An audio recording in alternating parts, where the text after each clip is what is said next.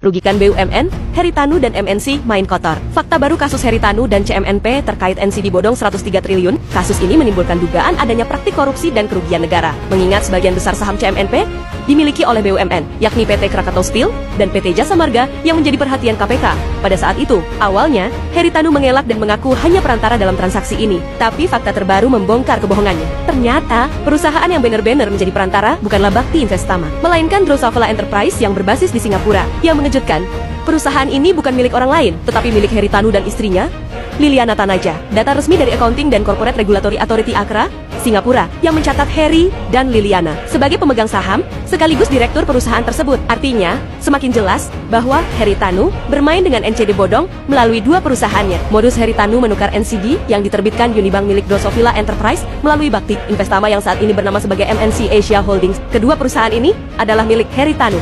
Modusnya licik. CMNP menukarkan obligasi dan medium term notes dengan Drosophila Enterprise. Lalu sebagai gantinya, Drosophila membayar menggunakan NCD yang diterbitkan oleh Unibank. Masalah muncul saat Unibank dibekukan, membuat NCD itu tak bernilai sepeser pun. CMNP pun kehilangan uangnya. Dan karena sebagian besar sahamnya milik BUMN, negara ikut dirugikan. Meski bukti sudah terang benderang, Haritanu tetap bersikeras bahwa Bakti Investama atau sekarang MNC Asia Holdings hanya bertindak sebagai perantara. Tapi bagaimana bisa dia mengelak jika perusahaan yang menjual NCD bodong itu adalah miliknya sendiri? Bukan sekali nama Haritanu terjerat kasus hukum finansial. Ini harus jadi akhir dari permainan licik Haritanu.